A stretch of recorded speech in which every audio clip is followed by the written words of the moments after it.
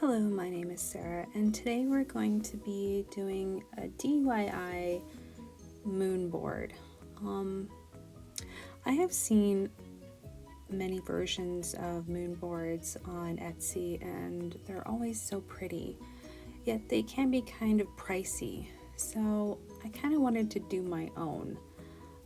I went to my local Walmart and I stumbled across this wood cutout.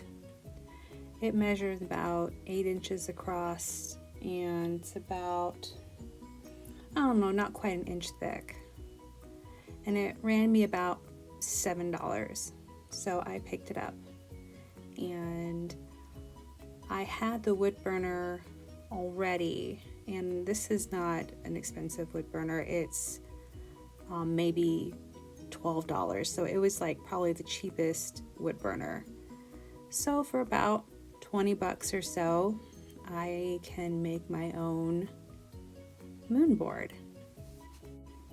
Although it is a representation of the lunar cycle, it only has 28 phases on my board, and I know that the actual lunar cycle is 29 and a half, but for aesthetics purposes, I decided to just do 28. It seemed to be a nice number that was easily divisible and looked pretty good.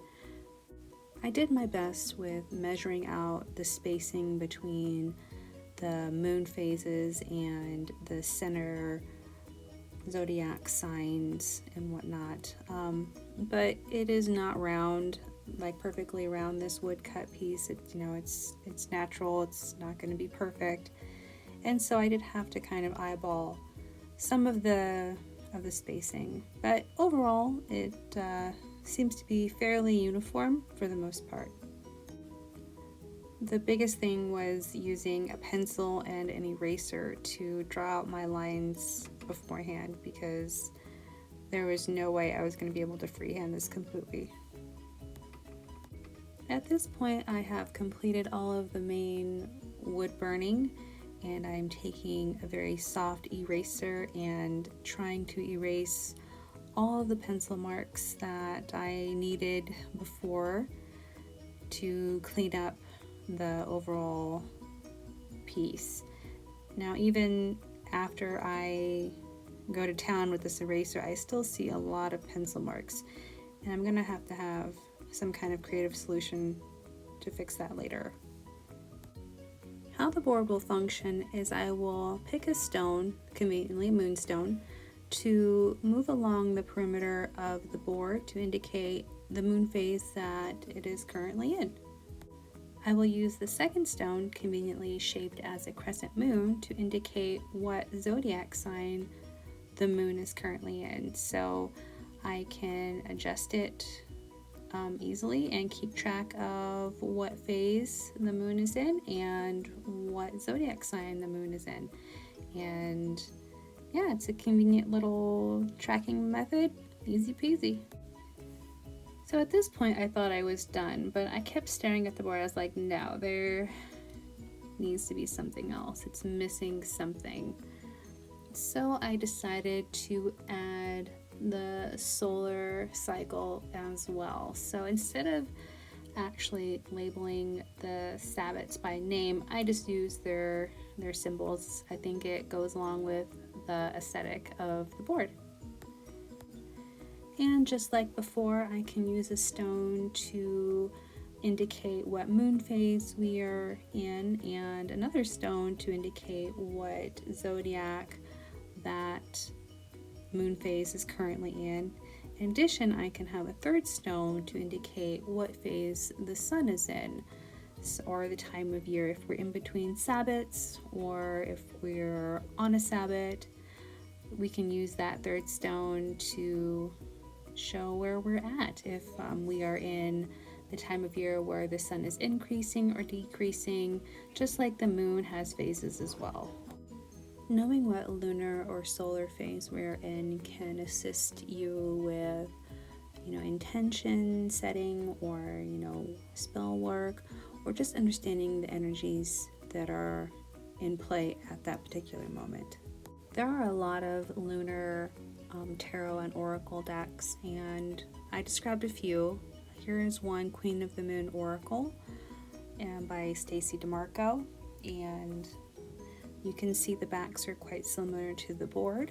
And we are currently in the new moon phase, so we have the void and the new moon, which is, beginnings, and we can place our stone on the new moon location on the board, and we can reference the guidebook and see what kind of message the new moon has for us currently.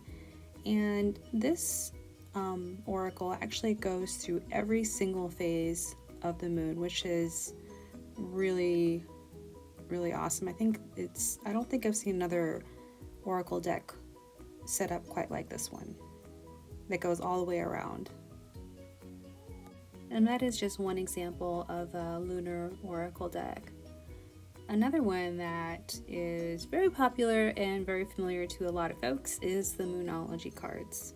With the Moonology deck, they have it set up where it's the new moon in the zodiac and then the full moon in a specific zodiac, and they have other phases of the moon. So we can actually pull up our current one, and right now we are in new moon in Aries, and therefore we can reference the guidebook and see what kind of energies are at play.